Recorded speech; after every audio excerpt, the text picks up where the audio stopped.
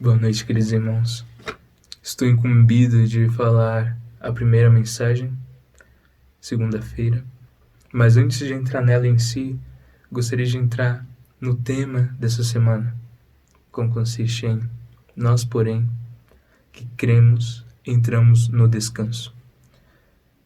Irmãos, gostaria de perguntar aqui, você quer entrar nesse descanso? Eu quero muito entrar nesse descanso, muito mesmo. Gostaria muito de aproveitar esse descanso também com os irmãos e com o nosso Senhor. Mas para entrar nesse descanso, nós precisamos de pontos práticos, os quais são apresentados para nós, alguns deles, na segunda-feira. E eu separei elas em 3 partes. A primeira consiste na nossa disposição. Vocês estão dispostos a deixar tudo e seguir ao Senhor?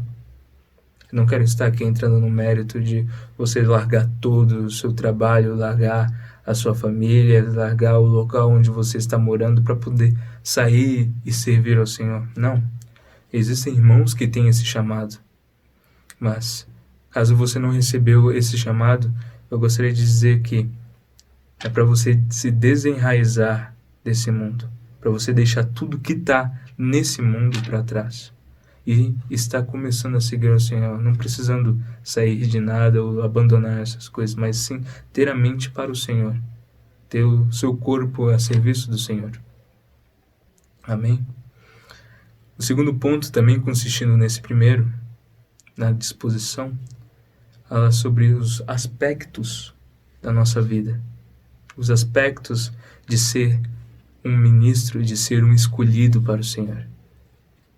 E que falam sobre a nossa apreciação, a nossa honra e a nossa prática diante a palavra que está sendo ministrada pelos profetas e por meio do Senhor. Irmãos, estamos numa era caótica, estamos numa era a qual o Senhor disse, era igual a de Noé. E nós precisamos estar constituídos com a palavra.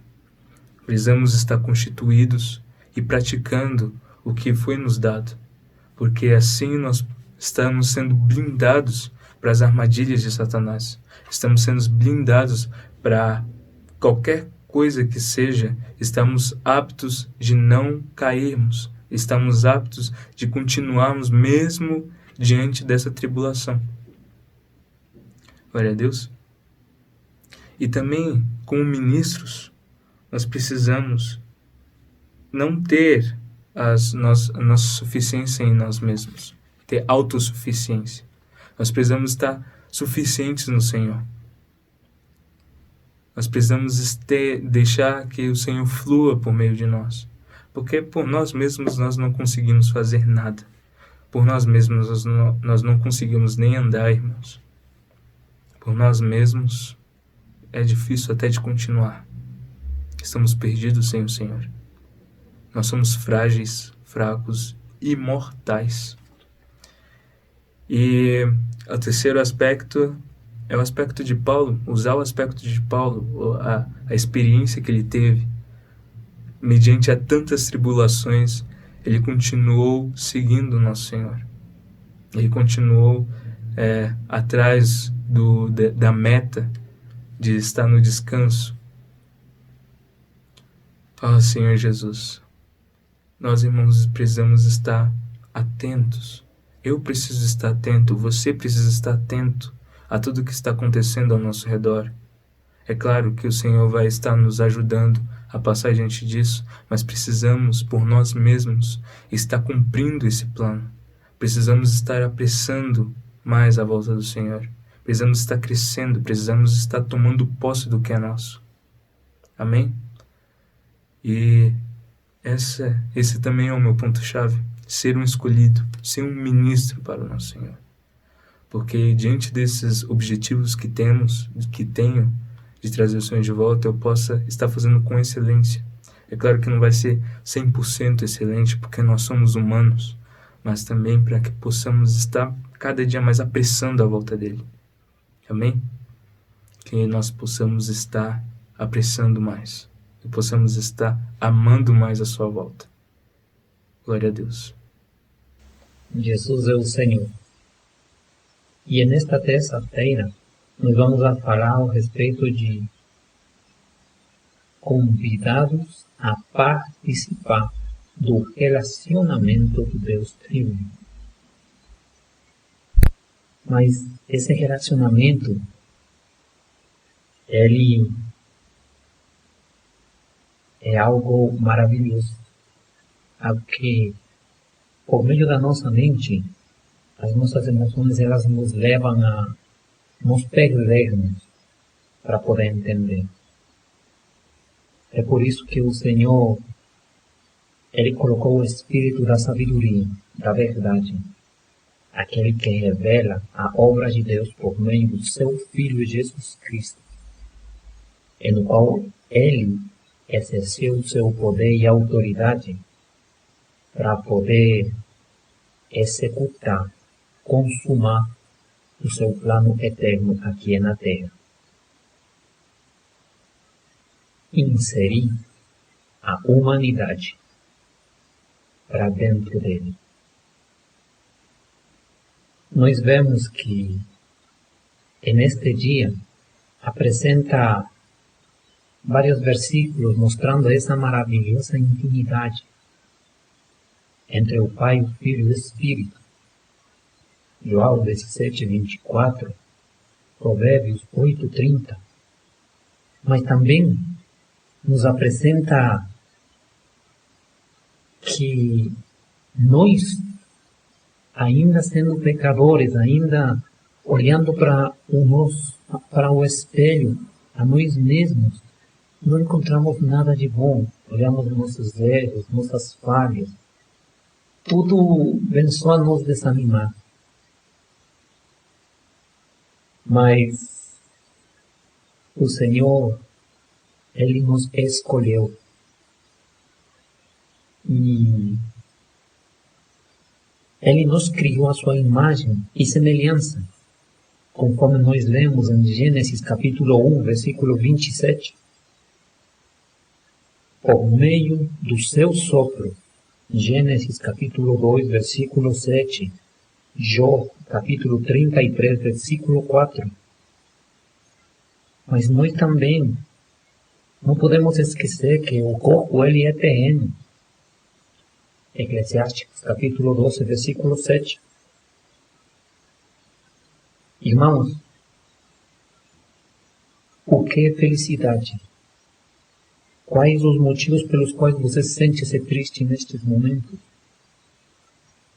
Talvez pela situação do mundo todo. Talvez por problemas financeiros. Mas uma coisa eu quero falar. Segundo Filipenses capítulo 1, versículo 6, ele diz que Deus ele completará sua obra em cada um de nós. Louvado seja o Senhor. Amém. Louvado seja o Senhor por mais uma semana do Alimento Diário, no qual tem por tema as promessas de Deus.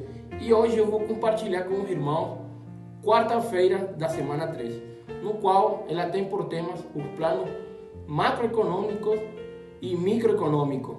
Então, irmãos, louvado seja o Senhor, porque no Evangelho de João, capítulo 14, até 17, nós podemos ver que ali traz um esboço da economia de Deus, amém? E neles nós vemos o ápice da visão macroeconômica de Deus. Louvado seja o Senhor por tal visão que deu para João, né? Então, ali o Senhor vai nos mostrar que tal visão nós vamos ver quando nossos olhos saiam dessa esfera, amém? Dessa esfera terrena. Então, ali no capítulo, no livro de Hebreus, nós vamos ver um pouco mais sobre a microeconomia de Deus. E para que esse plano econômico seja executado, é necessário a finalidade colocar a macroeconomia em operação no nosso dia a dia, amém?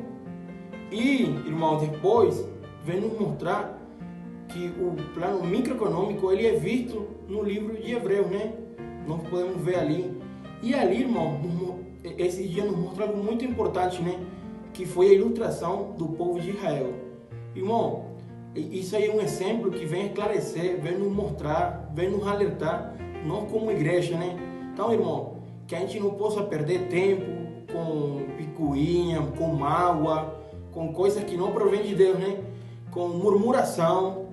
E um grande exemplo, como tinha falado, foi a ilustração de Israel. Então, ali nós vemos que quando Deus liberou o povo, o que teve foi murmuração, e a partir dali eles tiveram que dar voltas, né, no deserto, e deram voltas e voltas. Quem de nós gosta de dar volta? Quem de nós gosta de enrolar? Ninguém, irmão. Hoje nós estamos nos últimos tempos, irmão. Hoje nós temos que correr com um alvo. Então, naquele tempo, qual era o alvo? Era Canaã, entrar em Canaã. Então, nós vemos esse exemplo que nos mostra, né? Muitos saíram, porém, só 2 entraram lá na terra de Canaã, né? Só 2 desfrutaram. Hoje, o Senhor quer nos tirar desse deserto. Hoje, o Senhor quer que avancemos. Então, irmão, hoje precisamos tomar posse daquilo que o Senhor nos está dando, amém? E mais para frente, o Senhor vem nos falar que Ele não quer que nós nos apresentemos a Ele com as folhas da figueira, né? Que foi o que a gente viu lá em Gênesis com Adão e Eva, né? Então, irmão, o Senhor quer que nós cheguemos a Ele com um coração aberto, com um coração limpo, que nós nos apresentemos nu diante dEle, né? Então, irmão, hoje nós temos essa oportunidade. Busquemos o Senhor.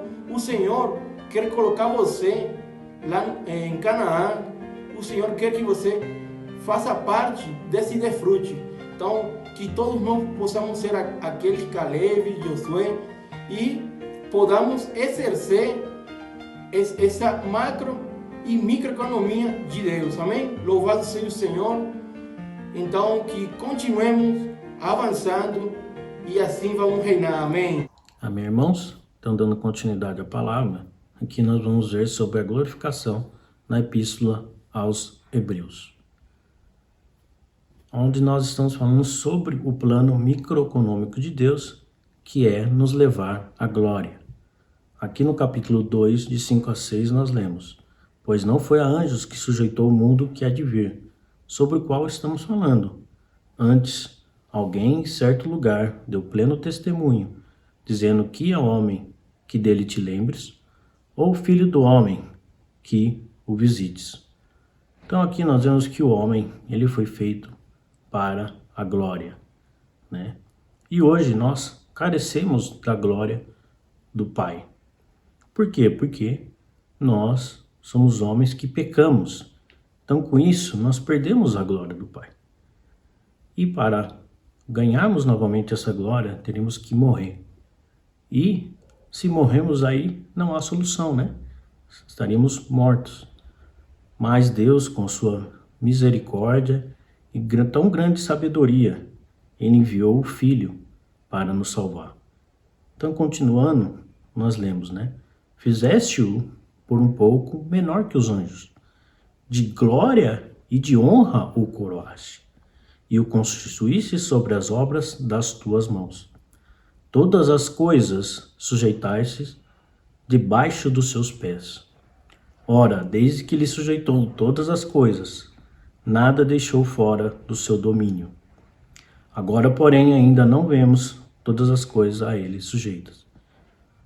Então Deus fez o homem, o seu filho, por um pouco menor do que os anjos.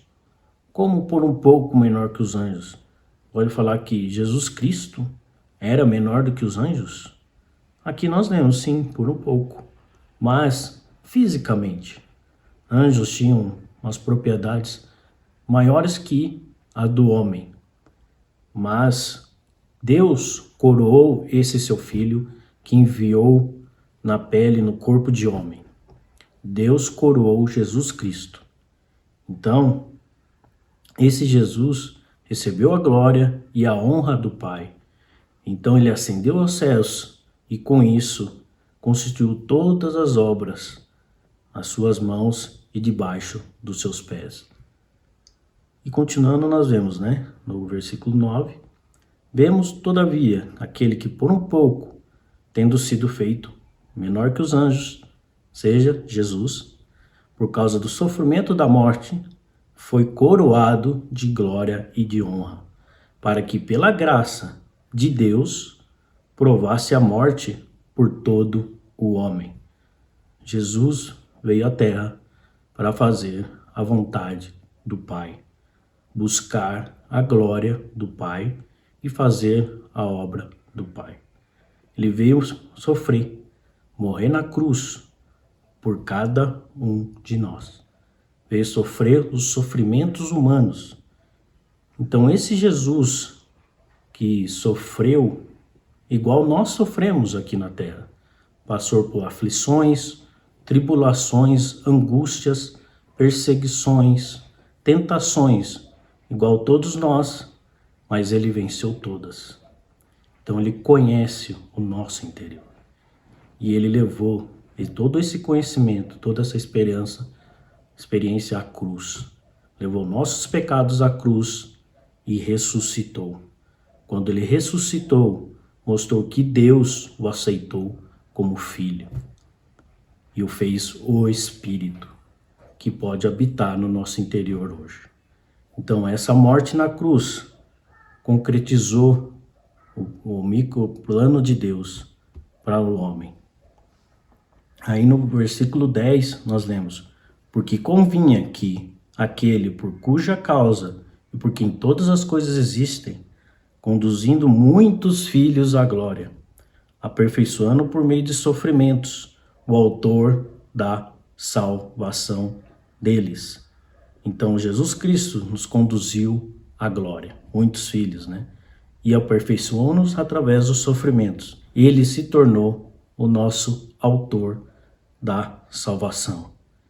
Isso tudo concretizando no versículo 14 e 15, onde diz: visto, pois, que os filhos têm participação comum de carne e sangue, desses também ele igualmente participou, para que por sua morte destruísse aquele que tem o poder da morte, a saber, o diabo, e livrasse todos que pelo pavor da morte estavam sujeitos à escravidão por toda a vida. Tudo isso, irmãos, é para dar esperança para mim e para você, para nós não vivermos escravizados pelo temor da morte, escravizados pelo terrorismo, né, do diabo, né, que está ao derredor nos afligindo. Mas isso tudo Jesus fez para nos dar uma salvação, nos dar um caminho a ser seguido, nos tornarmos um com sua glória e não mais vivermos escravizados pela morte, mas sim glorificados pela sua vida, nos tornamos um com a glória do Pai. Amém? Jesus é o nosso Senhor. Continuamos a mensagem. Graças ao Senhor por mais uma mensagem, né? Sexta-feira, semana 3. O versículo de hoje, para desfrutarmos, é Oséias 6:3, que diz assim: conheçamos e prossigamos em conhecer ao Senhor. Como a alva, como a sua vinda é certa, e ele descerá sobre nós como chuva serôdia que rega a terra. Graças ao Senhor, que o nosso dever, nosso alvo é conhecer o Senhor. O título principal diz assim: conhecer a Deus e conhecer os seus caminhos de Deus. Isso nos leva a crer que para conhecermos a Deus, nós temos a oportunidade de conhecer os seus caminhos, por onde devemos andar, graças a Deus. Graças ao Senhor que o Senhor tenha aberto o livro de Hebreus, para que possamos ter um melhor entendimento do que Deus está falando para nós, por nós, e para o nosso testemunho que devemos dar do conhecimento de Deus, tanto dele como dos seus caminhos. Graças a Deus por isso. O livro de Hebreus realmente tem sido aberto para nós, né? Que diz assim: pois ele evidentemente não socorre anjos, mas socorre a descendência de Abraão. Isso está lá em Hebreus 2,16. Há anjos que erraram, caíram em rebelião e corromperam a espécie humana. Nós somos corrompidos pelos anjos caídos, pela desobediência. Que o Senhor tenha misericórdia de nós. Mas a eles não foram dado a oportunidade do arrependimento. Para nós, graças ao Senhor, nós ganhamos, nós herdamos a questão do arrependimento. Graças a Deus por isso. Quando nós erramos, nós pecamos, o Senhor nos deu essa oportunidade de arrependermos. O Senhor se alegra com isso. Por isso que a nós foi dado essa oportunidade do arrependimento. Ele não socorreu anjos, mas está pronto para nos socorrer. Não somos mais inimigos de Deus, graças a Deus por isso. Puxa, eu fico realmente alegre por essa situação. Eu não sou mais inimigo de Deus, nós não somos mais inimigos de Deus. Nós éramos inimigos de Deus antes de sermos salvos. Mas graças ao Senhor, Deus nos deu, além de Deus nos ter dado o poder de ser seu filho, que fala lá em João 1, né? Deus nos deu o poder de sermos filhos dele. Por isso que ele nos deu o poder do arrependimento. Além do poder de ser seu filho, de sermos os seus filhos, também ganhamos o poder do arrependimento. Graças ao Senhor por isso. Por isso que nós devemos dar graças ao Senhor por causa do livro de Hebreus, que está sendo aberto para nós. Em Hebreus 3:1 também nos tem a grande maravilha, né? Quão maravilhoso é o Senhor! Ele não é apenas o autor da nossa salvação. Ele é também o nosso sumo sacerdote. Ele é nosso apóstolo. Ele foi enviado de Deus para poder nos salvar, para poder tabernacular entre nós, morar entre nós, residir entre nós. Irmãos, realmente é maravilhoso. Por isso que temos que conhecer a Deus e conhecer os seus caminhos, para que realmente possamos prosseguir.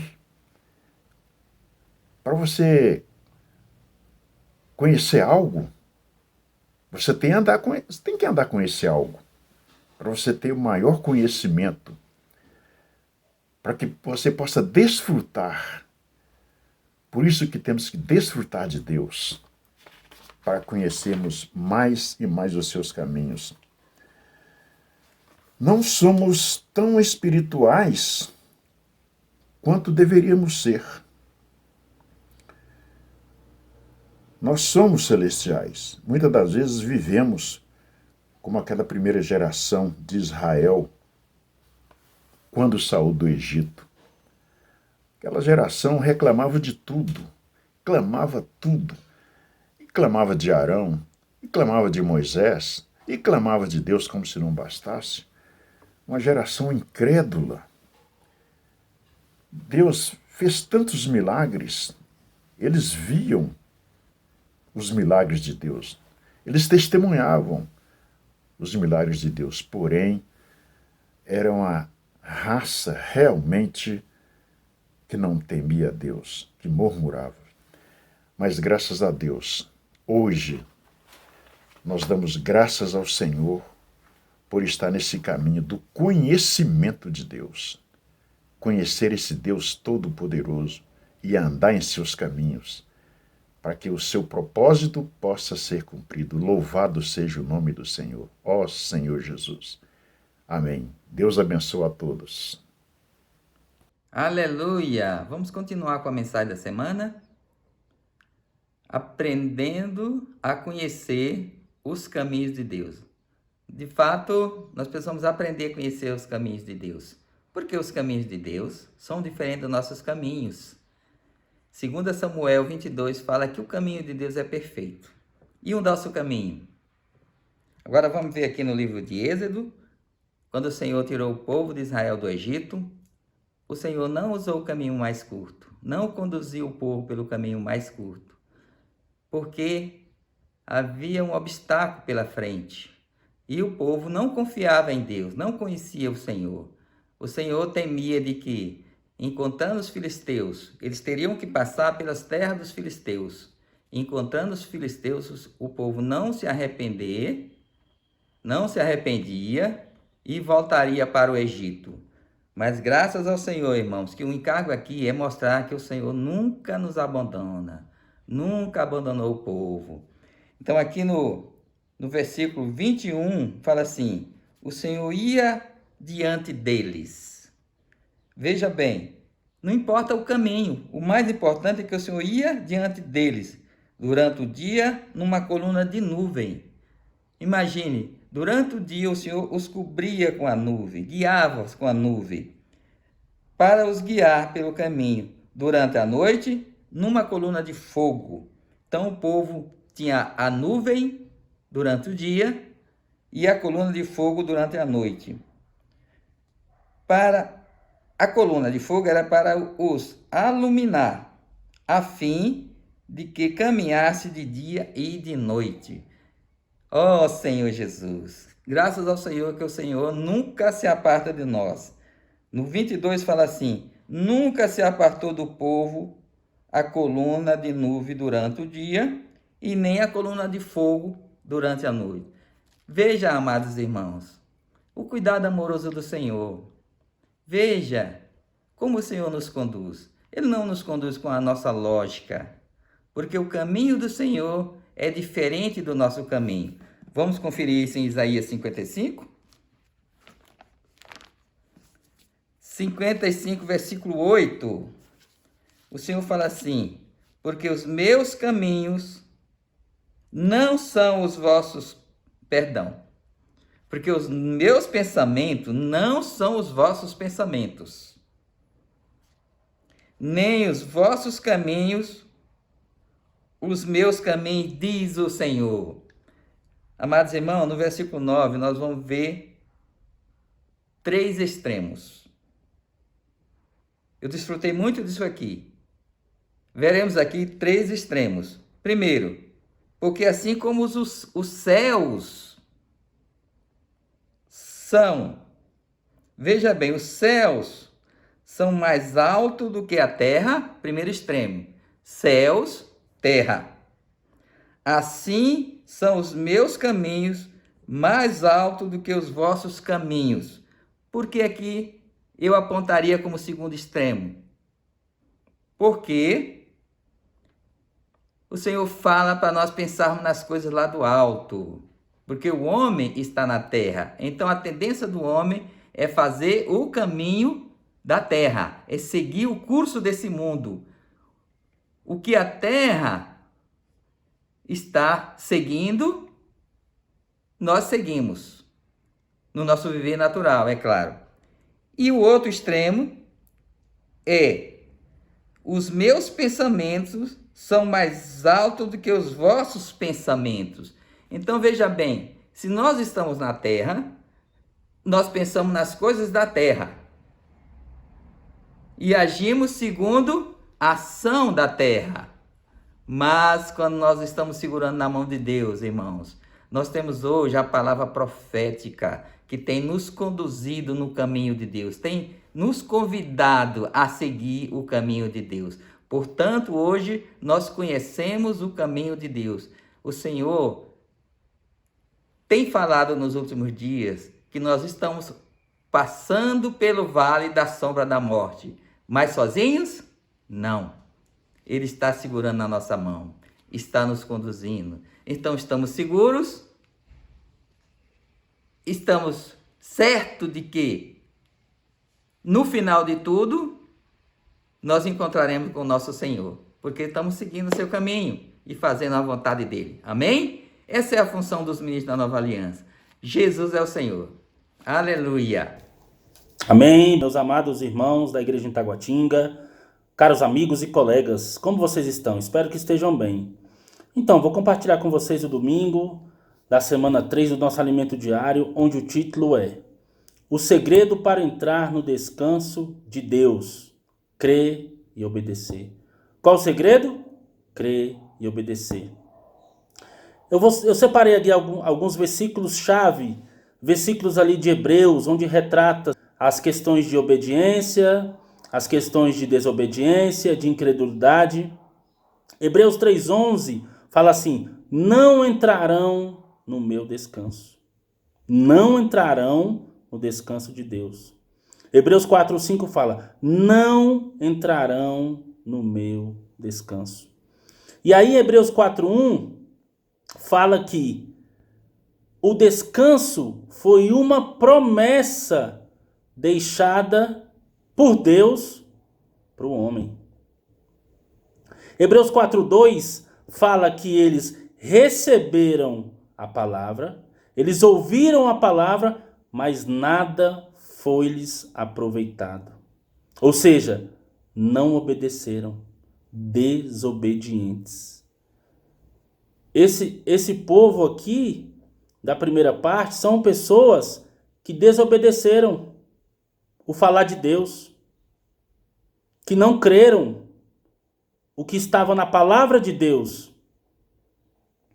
Então, se nós pegarmos lá atrás, uma história que todos nós conhecemos, nós temos que ir para Adão. Adão fez justamente tudo aquilo que Deus falou para que ele não fizesse. Se a gente for ali para Gênesis 2,17, o Senhor fala o quê?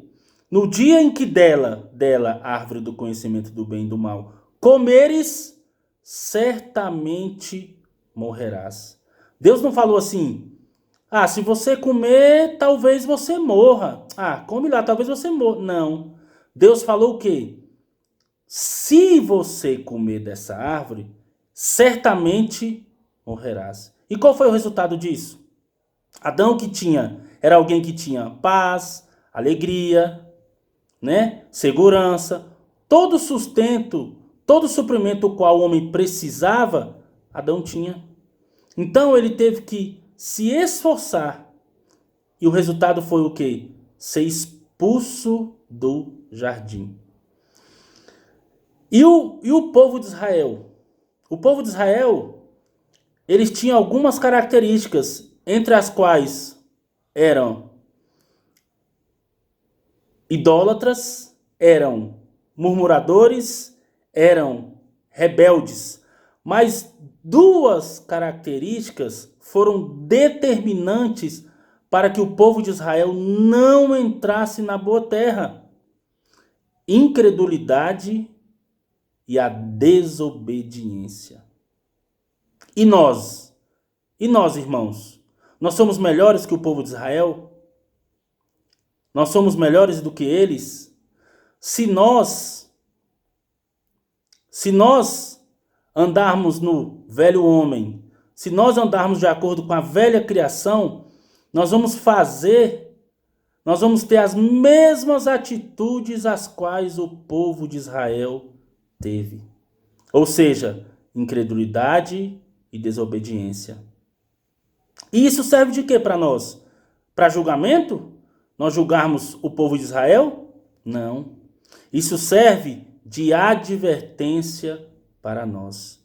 Se nós continuarmos aqui, em Hebreus 4,3 fala assim: nós, porém, que cremos, entramos no descanso. Hebreus 4,10 fala: porque aquele que entrou no descanso de Deus, também ele mesmo descansou de suas obras como Deus das suas. E aí, Hebreus 4,11 fala assim: esforcemo-nos, pois, por entrar naquele descanso, a fim de que ninguém caia segundo o mesmo exemplo de desobediência. Além da palavra desobediência aqui, tem uma palavra aqui que nós temos que nos atentar, que é o início do versículo, quando fala esforcemo-nos. Nós precisamos nos esforçar. Para quê? Para que sejamos obedientes. Para que nós possamos crer na palavra de Deus. O que tem na palavra de Deus, o que Deus está nos falando hoje, nós temos que dizer sim e amém. Amém? Jesus é o Senhor. Que Deus abençoe a todos.